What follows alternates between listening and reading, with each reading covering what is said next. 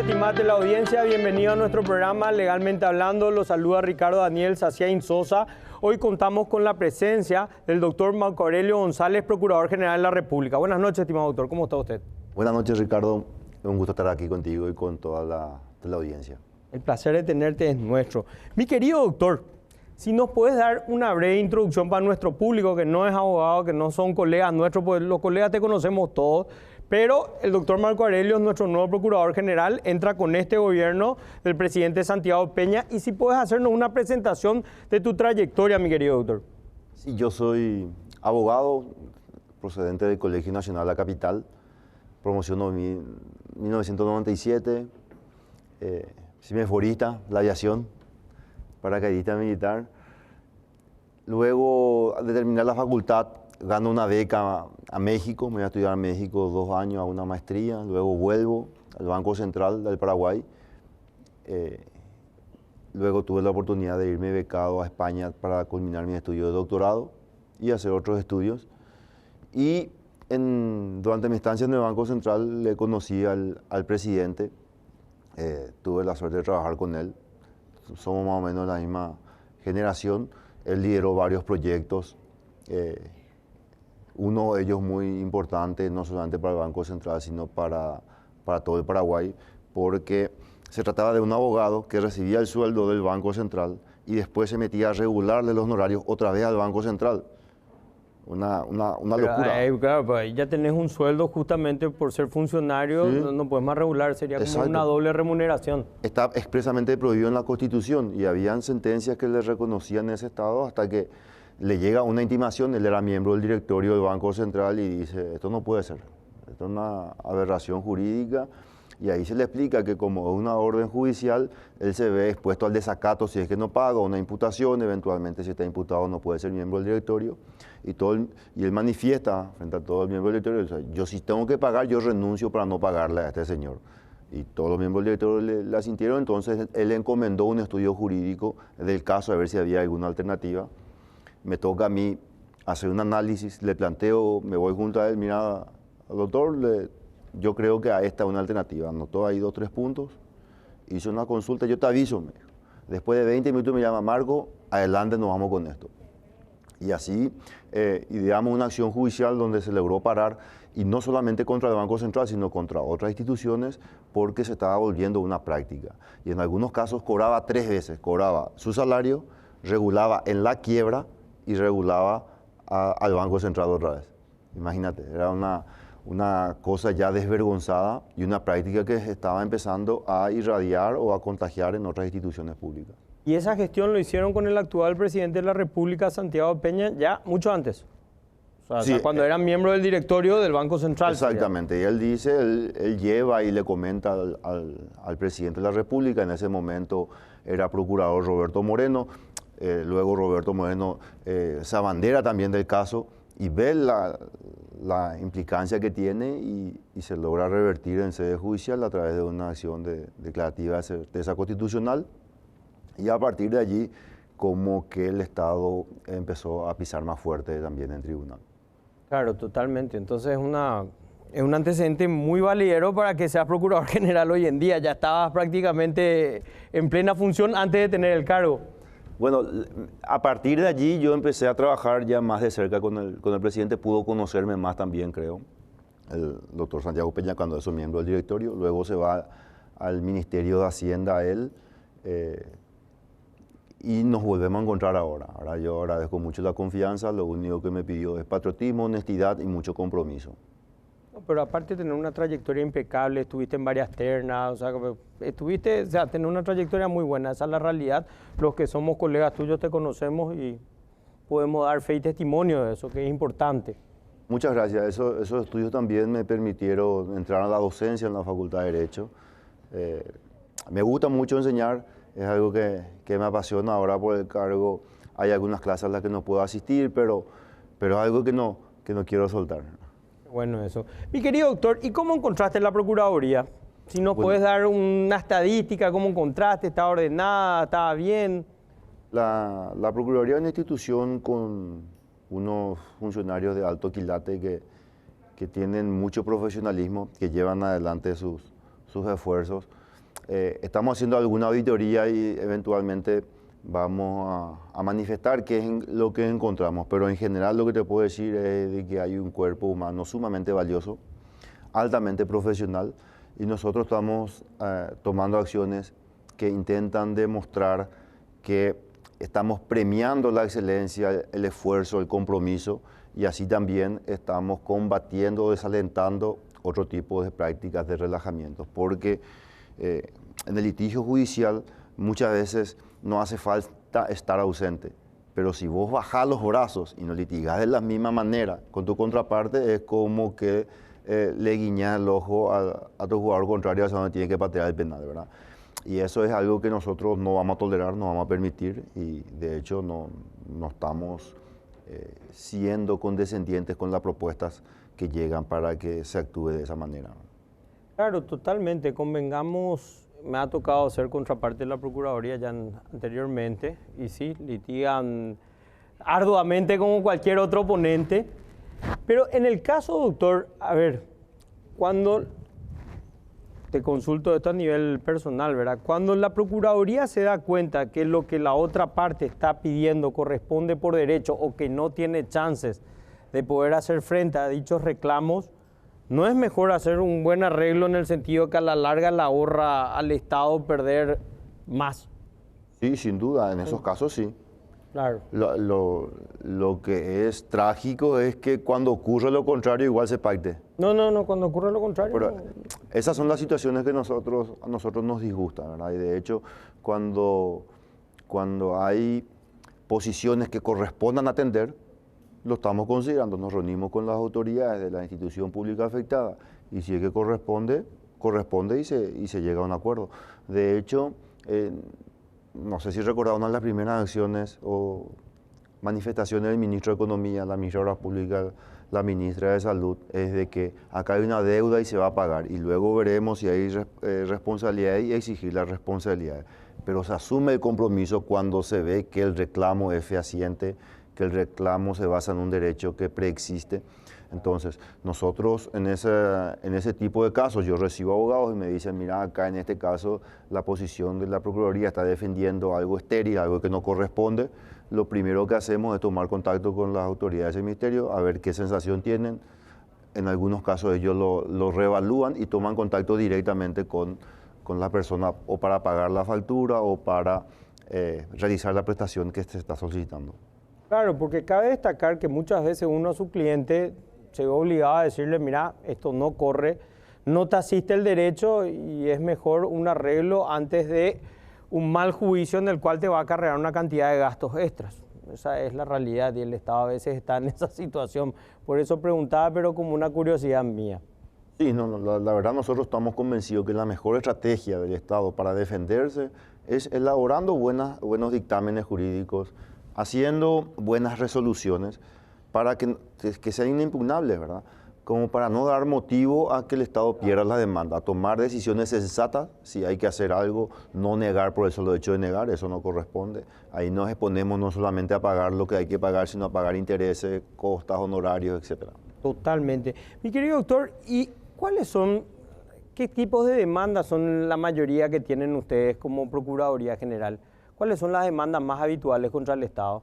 Normalmente son las resoluciones que se recurren de los ministerios, por ejemplo, del Ministerio de Obras Públicas, del MADES, del MUV, decisiones administrativas del Ministerio de Industria y Comercio, y que nos tenemos que defender en sede administrativa, pero también hay muchas demandas civiles, reclamos de indemnización o ahora demandas de indemnización que nosotros estamos queriendo iniciar. Esos son los tipos de demandas penales hay muy pocas porque la acción penal pública la tiene el Ministerio Público. Ahí solamente tenemos intervención en tres etapas. La primera es cuando se tienen que ejecutar las cauciones. La segunda es cuando se tiene que reclamar la indemnización civil en sede penal por hechos punibles cometidos contra el patrimonio público. Y la tercera es cuando hay una salida alternativa del proceso penal, donde nosotros estamos reclamando ahora participación del Estado porque para recomponer el daño o reparar el daño social o de la víctima tiene que tener intervención del Estado que fue el damnificado, el perjudicado con ese hecho punible. Claro, y ustedes están entonces con una nueva opción de reclamar ustedes los daños y perjuicios a la otra parte. Exacto. Pues así no mismo. había escuchado antes, por eso disculpa mi ignorancia, pero mejor preguntar que no preguntar. Sí, normalmente, criterio de oportunidad, salida alternativa del proceso, suspensión condicional del procedimiento, se hace una donación a tal escuelita o a una fundación, a X hogar de niños, y el Estado no recibe una compensación tratándose de un hecho punible que afecta a su patrimonio. Eso está muy bueno. Mi querido doctor, ¿y cuáles son las metas que te estás trazando a corto, mediano y largo plazo dentro de la Procuraduría General? Nosotros fortalecer la institución, fortalecer con las capacidades humanas, iniciamos un plan de capacitación también, de premios y de incentivos para la gente que se esfuerza, que da ese plus, y también demostrar la seriedad que se requiere. Insistimos mucho en que la lealtad tiene que ser hacia la institución y en lograr resultados que sean favorables para el Estado. Solamente desde el 15 de agosto tenemos cuantificados más de 21 millones de dólares de fallos que han representado favorable para los intereses económicos del Estado, es decir, de dinero o que hemos recuperado para el Estado para que se paguen las instituciones o de dinero que el Estado dejó de pagar antes demandas que se planteaban para quitarle dinero al Estado. 21 millones de dólares. Hasta ahora. Cobrados dentro de la arca del Estado O dejados de pagar. Exacto. En una suma doble, entonces. Exacto. Sería. Y otras metas a mediano plazo, la capacitación es muy importante. Como vos dijiste, si tenés quilates buenos dentro de los recursos humanos en la institución, sí, hay muchos muy buenos. Entonces, ¿qué nos queda aparte de la parte humana de capacitación? ¿Los cursos de capacitación son gratis o tienen que pagar los funcionarios? Allí tenemos convenios con varias instituciones públicas que hemos firmado en estos primeros 90 días, ya firmados y algunos ya implementados, algunos pagados. Después también conformamos por primera vez el Consejo de Abogados del Estado. Eso te iba a preguntar, porque eso, o sea, si bien ya estaba, no se implementó nunca.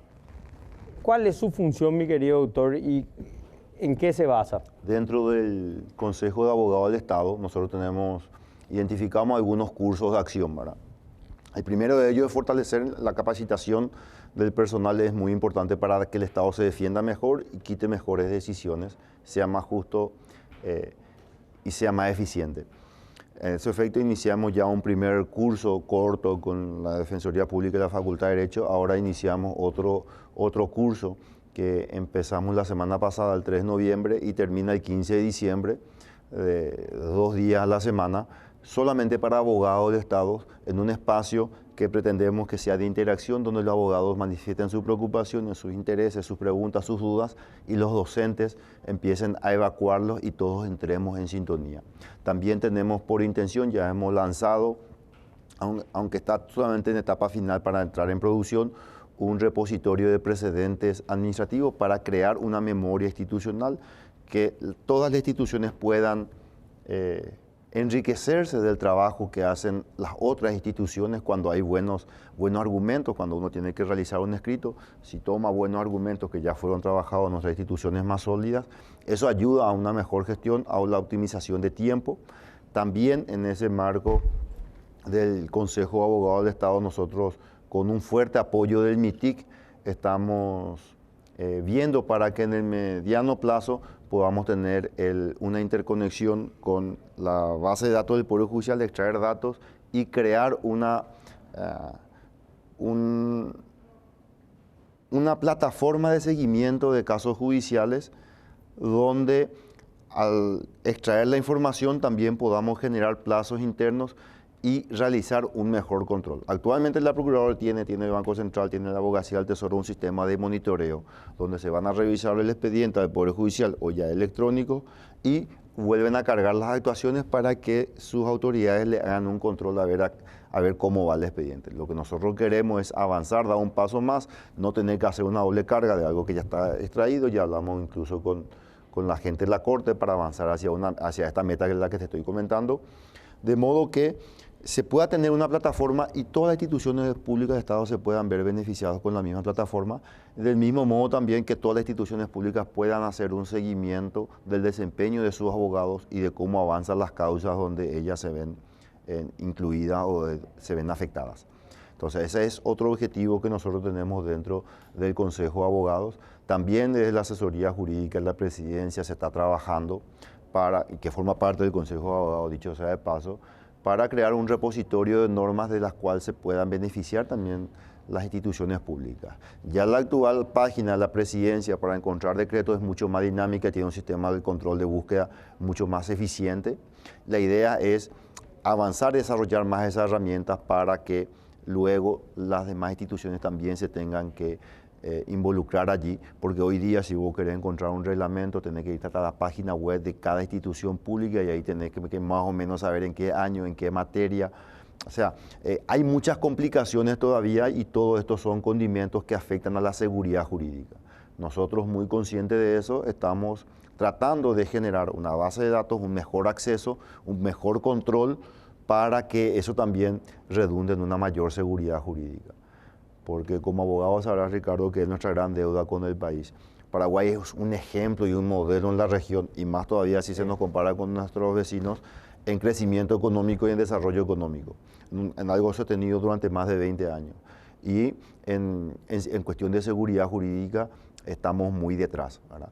Hay un factor clave a ese efecto del Poder Judicial, por supuesto, pero desde la administración pública nosotros estamos convencidos que también podemos colaborar para generar un mejor clima de seguridad jurídica, por lo menos en el trato con la administración. ¿Y eso cómo se hace? Demostrando a la ciudadanía, desnudando, desvelando cuáles son los argumentos, cuáles son las razones por las que se toman las decisiones. Y eso permite que la gente conozca y también que exija un similar trato en similar situación. Porque lo que más preocupa es que lo que a vos se te concede, a mí se me deniega, entonces eso a mí me enfurece, genera descontento. Sí, y hay mucho. Y hay mucho. Sí. Entonces, y eso no puede ser, eso es inadmisible. Entonces, en la medida en que nos vayamos institucionalizando, generando estas plataformas de acceso a este tipo de informaciones que es clave para el desarrollo de la seguridad jurídica, sí, creemos nosotros que vamos a estar colaborando con ese objetivo. Mi querido doctor, para responder al volver de la pausa, ¿quiénes conforman este Consejo de Abogados? Ya volvemos luego de la pausa.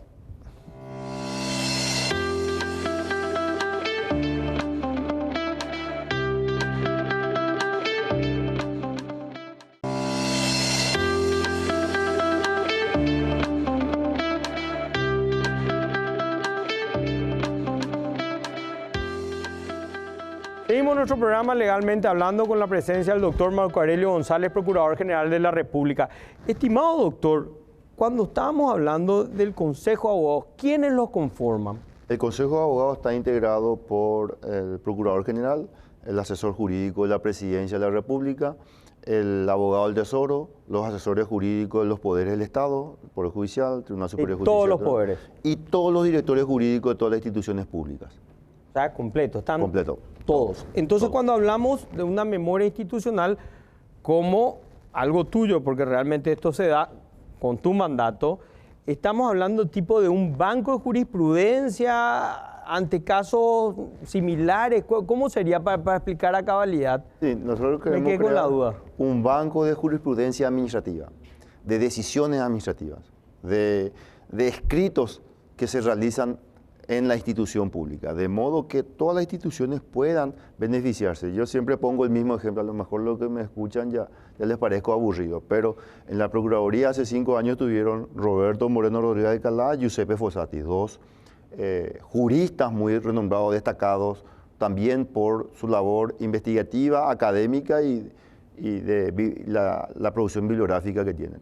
Y ellos hicieron muy buenos escritos, muy buenos dictámenes, y es básicamente dejar eso como insumo para que otras generaciones, los que vengan después, los de otras instituciones públicas también lo puedan usar y puedan encontrar cuáles son los argumentos. Yo provengo de una institución, el Banco Central, donde se encuentran con estos mecanismos y normalmente para una misma institución el 80% de los casos se resuelven recurriendo a decisiones que se han adoptado anteriormente. Claro. Entonces, o vos usás ese insumo que te ahorra mucho tiempo, o si encontrás razones para modificarlo, obviamente lo podés modificar y generás nuevos argumentos. Es que ese es el proceso del derecho. Con unos argumentos vos tratás de ir mejorando cada día más para hacer más refinado la producción jurídica. Es básicamente esa la idea que tenemos, generar esa memoria institucional para crear más seguridad jurídica. Claro, estamos hablando del doctor Moreno, asesor jurídico del presidente Santiago Peña, y Giuseppe Fossati, camarista en lo civil de Asunción. O sea, dos grandes mentes que dejaron buenos escritos que básicamente se juntan todos los escritos antiguos de la Procuraduría, donde en un caso homólogo similar uno puede buscar ya la fundamentación que usó el predecesor y básicamente fundamentar y complementar acorde al caso. Sería eso. Asimismo, imagínate que... Todo el trabajo te va a ahorrar, o sea, una biblioteca de fundamentación, una cantidad de trabajo ahorrado. Y en diversas instituciones públicas hay mucho valor también, mucha gente buena que también hace buenos trabajos jurídicos de los cuales todos podemos enriquecernos. Te pongo otro ejemplo. En el Banco Central estuvo como asesor jurídico un tiempo Miguel Ángel Pangracio. Imagínate claro. Los textos ricos que pudo haber dejado dicho, eso se puede compartir y tener, y el resto de los abogados pueden tener para elaborar mejores decisiones. Yo creo que si es que logramos el objetivo, estamos ya por buen camino, tenemos todo el apoyo de MITIC, que es un objetivo del presidente avanzar en ese tipo de proyectos. Yo creo que va a ser un golazo. Y para terminar con el ejemplo, director de AJ, de Dirección de Asesoría Jurídica del MOPC, puede ver el dictamen del director jurídico del Ministerio de Agricultura y Ganadería, por ejemplo. Sí. O sea, ambos tienen acceso.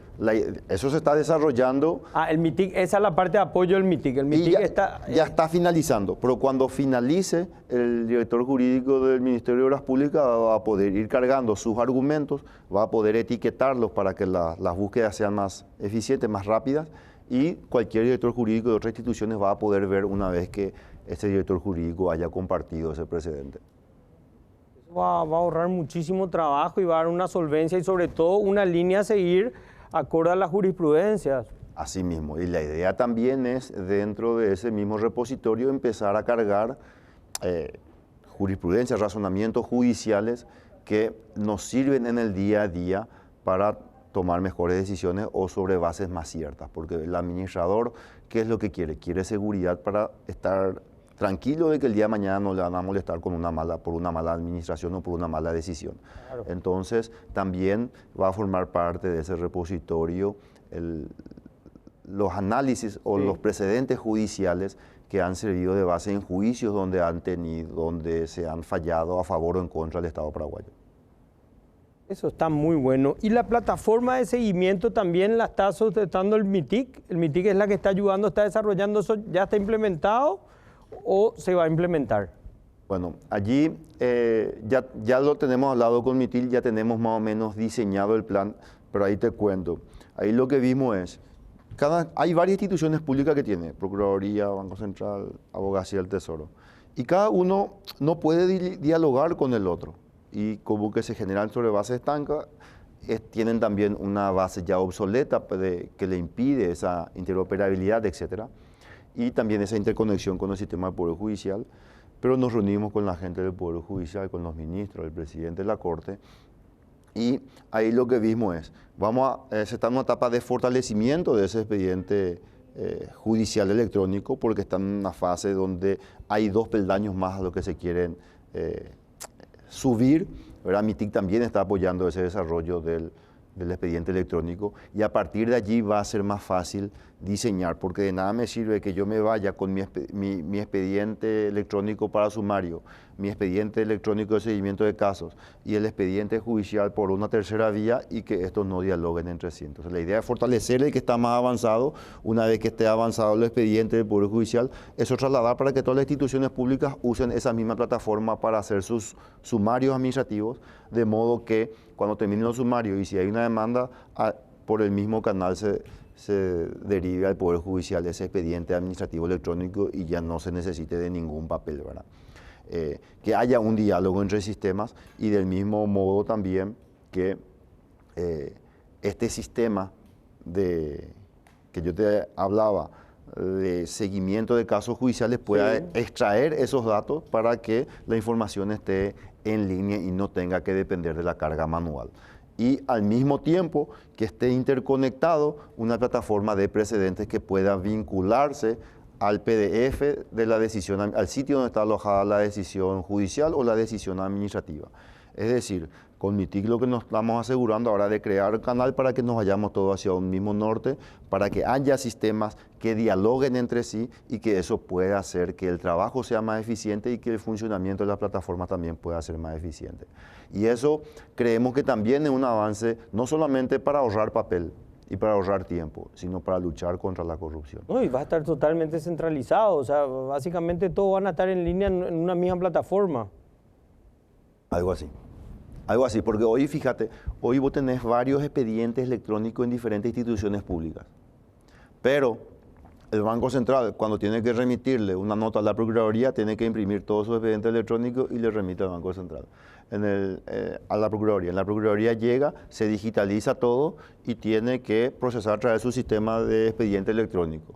Cuando termina el circuito y sale su dictamen, tiene que volver a imprimir todo y le remite al Ministerio de Economía y Finanzas o al Poder Judicial.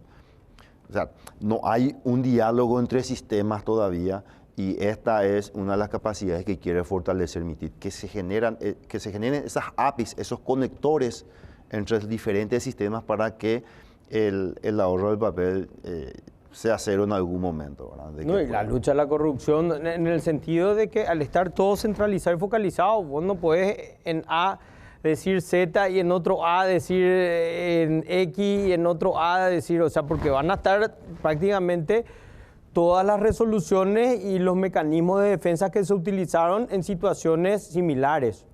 Y no solo eso, también te permite saber dónde está el expediente y quién es el responsable, porque normalmente el jefe, cuando quiere esconder un expediente, deja nomás, eso vamos a ver después.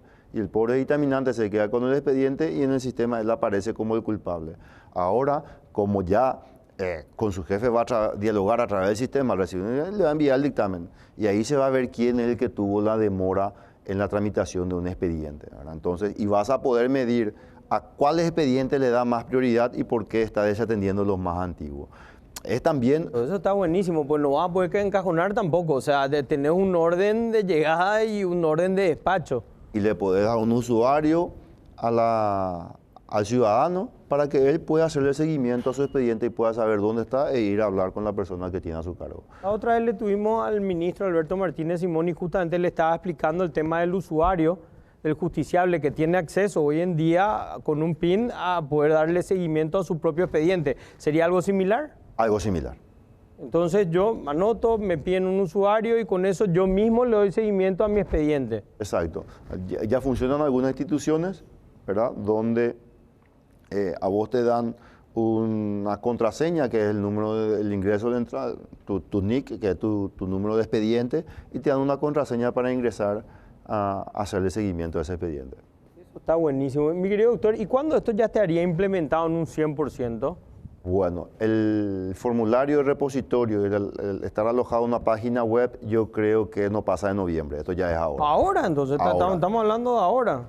Sí, lo de que las instituciones públicas se puedan enriquecer con la plataforma del Poder Judicial a raíz de ese enriquecimiento que está teniendo esa herramienta, ya creo que no pasa el año que viene. Luego, la plataforma única de seguimiento, eso sí, ya para en el mediano plazo no va a ser tan rápido porque requiere de otras capacidades, ¿verdad? Pero sí se está avanzando en eso. Pero estamos hablando de algo que va a estar 100% implementado en este gobierno, por así decirlo. No va a pasar los 5 años de este gobierno. Si Dios permite, así va a ser, claro. Qué bueno, felicito, esa iniciativa está genial. Mi querido doctor, ¿y cuáles son las funciones del Consejo de Abogados? ¿Qué función cumple? La función del Consejo de Abogados es ser un espacio de intercambio de experiencias para que el Estado se defienda mejor. Generar cursos para crear esas capacidades de mejor gestión. Generar encuentros para dialogar entre nosotros, conocernos. Muchas veces la Procuraduría tiene que contestar una demanda y no sabe a quién la institución pública contactarle porque se envía una nota y no se responde en tiempo. Y hay muchos problemas. A crear esa sinergia para que haya un canal más fluido de comunicación entre las diferentes instituciones públicas, sobre todo en el trabajo jurídico que tiene mucha repercusión económica finalmente en las instituciones.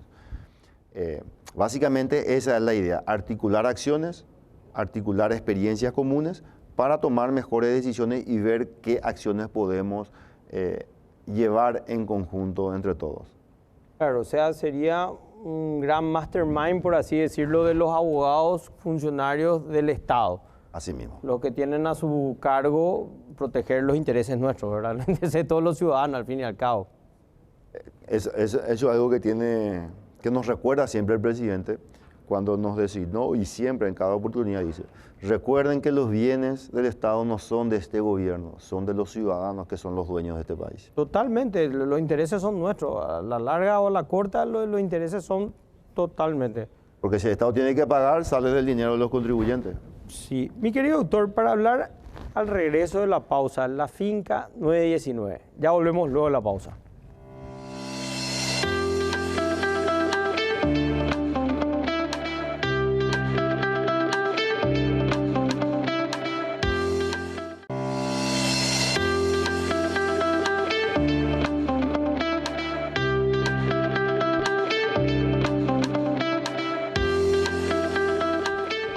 Seguimos nuestro programa Legalmente Hablando con la presencia del doctor Marco Aurelio González, Procurador General de la República. Mi querido doctor, ¿qué podemos decir sobre la finca 916? Bueno, la finca 916, cuando surgió el problema, lo del proyecto de ley, el presidente nos dijo de manera muy clara, lo que te decía hace rato: estos son bienes de los ciudadanos y hay que defender con todo el peso la ley, pero dentro de la ley, ¿verdad? Pero agotar todas las instancias. En ese marco empezamos un proceso de diálogo. Casi el 60% de esas zonas, de los inmuebles de la finca, esas zonas ya hemos recuperado. Y contra el resto, los que no entregaron sus llaves, hemos iniciado una demanda de reivindicación para solicitar que el juez determine el desalojo de esas personas, que ellos destruyan procedan a la demolición de todo lo edificado a costa de los ocupantes, y que si con eso se ocasiona un daño a la tierra, a los inmuebles, a la tierra que están ahí ocupando, que también se proceda a indemnizar al Estado paraguayo por esos daños. Nosotros, con las investigaciones que hemos hecho, hemos podido verificar que no hay ni siquiera una más mínima duda de que el propietario, el real propietario, es el Ministerio de Defensa. ¿Cuántas hectáreas estamos hablando? Bueno, ahí tenemos que ser bastante precisos. Sí. Solamente la finca 916 tiene más de 9.000 hectáreas. 9.000 hectáreas, de los cuales está toda la parte ribereña. Exacto. Después está el proyecto de ley que hace poco fue vetado, trataba de 131 hectáreas. Y nosotros nos estamos enfocando ahora solamente en la zona ribereña, en una primera fracción que tiene casi 16 hectáreas, y después hay otras 2 hectáreas más o menos que también están en la zona ribereña. Entonces estamos hablando de aproximadamente 30 hectáreas. Claro, como primera opción entonces están reivindicando esas 30 hectáreas que son el filet mignon, por así decirlo, que es la parte ribereña que vimos en los medios de prensa, las casas tan lindas. Vimos también que ustedes ya estaban prácticamente desarmando, por así decirlo. Esa persona entonces entregó de manera voluntaria. ¿Cómo sería, mi querido doctor? Sí, de las 6 personas que entregaron, 3 de ellas hicieron un proceso acordado donde, bueno, dijeron: dennos 15 días, le entregamos la llave, nos entregaron la llave hace 15 días y dijeron: dennos 15 días para en ese tiempo desmantelar todo lo edificado y también para retirarle a todos nuestros dependientes, porque tenían caseros y personas viviendo allí en esos inmuebles. Ese plazo venció ayer, sábado. Okay. Se ha labrado un acta de entrega y de culminación. Allí ya se ha cumplido con todo lo que se ha acordado y que se ha establecido en un plazo bien preciso, ¿verdad? Que ha culminado. Y contra el resto vamos a tener que proseguir hasta que ellos decidan entregar o el juez les obliga a entregar. Pero te decía, nosotros estamos muy seguros porque estas personas que entregaron tienen exactamente la misma documentación que tienen los otros, y ellos han reconocido que el único propietario es el Estado. Tenemos un sistema registral, registro público se llama, donde una persona puede recurrir para averiguar quién es el propietario, y solamente el propietario puede realizar actos de disposición. Y no existe ningún acto de disposición por parte del Ministerio de Defensa que le pueda dar pie a legitimar la ocupación de estas personas que están hasta ahora. Entonces, evidentemente ellos están allí de mala fe, porque Si hay un registro público y ellos pueden acceder al registro público y ven que en el registro público no está a nombre de la persona que le dice vender, obviamente no están actuando de buena fe. Mi querido doctor, ahí hay que aclarar un tema importante. Es fehaciente que esas tierras son del Ministerio de Defensa, no Sí. hay duda al respecto. Pero, ¿qué dice la documentación que tienen estas personas que alegan ser propietarios? Y más importante, ¿quién les vendió como propietarios sin ser propietarios? Bueno, ahí ya podemos entrar en cuestiones de hechos punibles, por ejemplo, lavado de dinero. Porque el lavado de dinero, ¿qué es? Producto de una actuación irregular, obviamente tiene que ser un crimen, pero producto de un ilícito, vos producís una renta que introducía al mercado económico. Sí, Lavado de dinero, sí.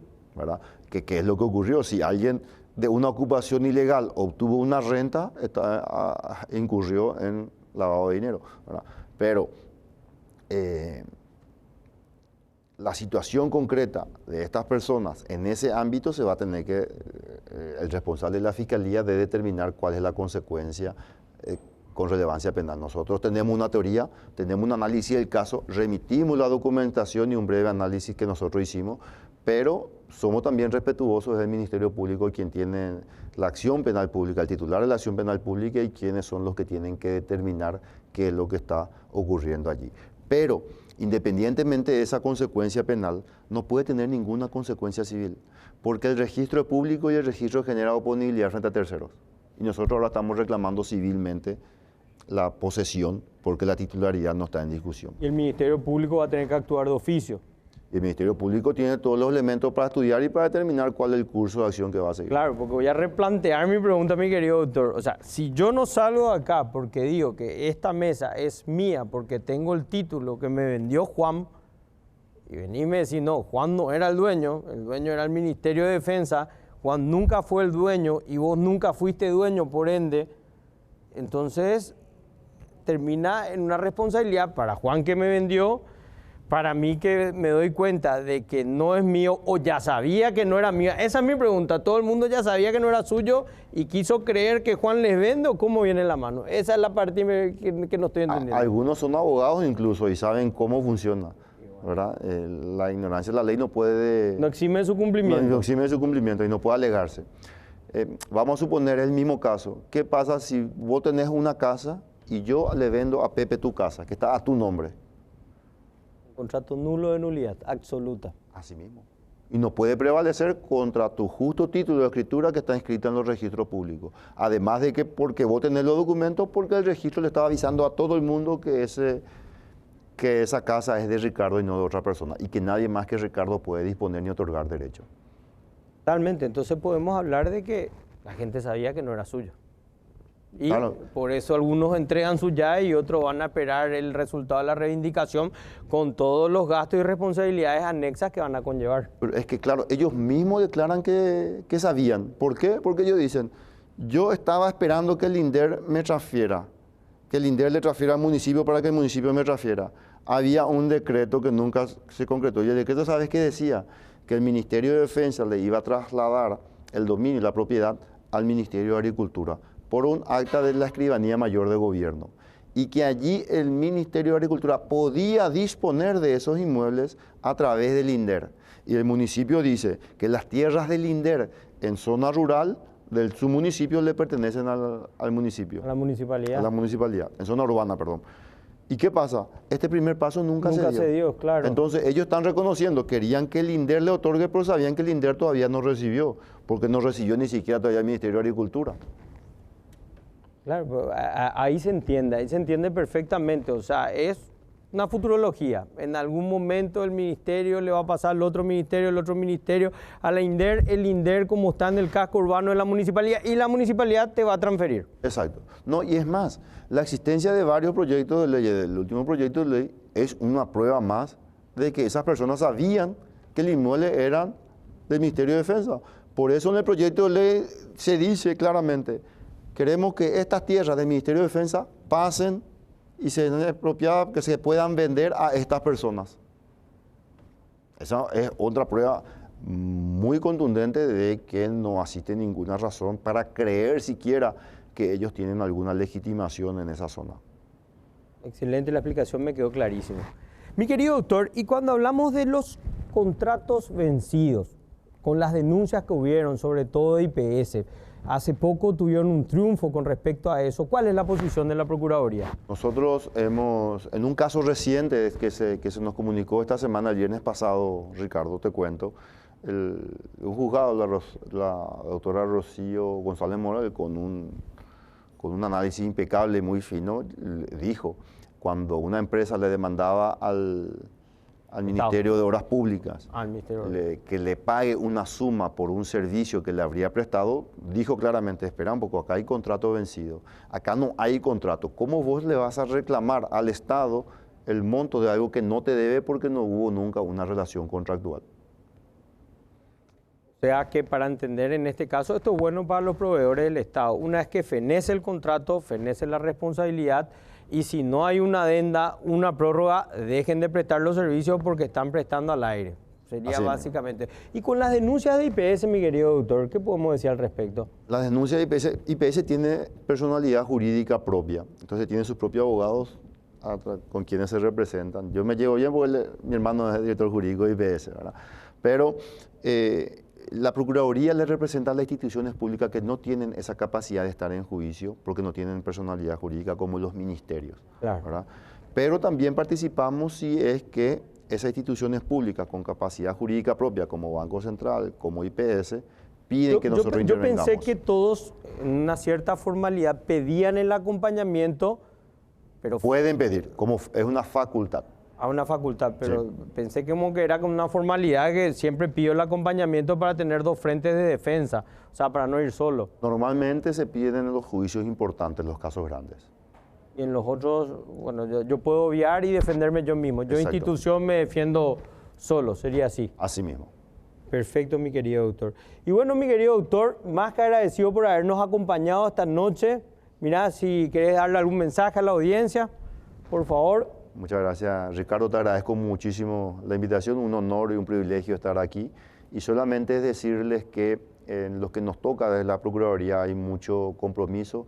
Sabemos, conocemos la sensibilidad de los derechos que estamos tutelando, que es el dinero de todos los ciudadanos, porque si la Procuraduría pierde un juicio, el dinero para pagar el costo de ese juicio sale del dinero de los contribuyentes, del bolsillo de los contribuyentes. Entonces tenemos esa indicación precisa del presidente de la República y nosotros todo el compromiso para asumirlo con mucha honestidad, que para mí es demasiado importante. Honestidad y capacidad que sobra en esa institución en la que gracias a Dios a mí me toca hoy el gusto y el honor de estar al frente. Mira, todo un privilegio, mi querido doctor, tenerte como procurador general y te deseamos la mejor de la suerte. Muchas gracias por haber acompañado este programa. Estimada la audiencia, nos vemos el próximo domingo a las 21 horas.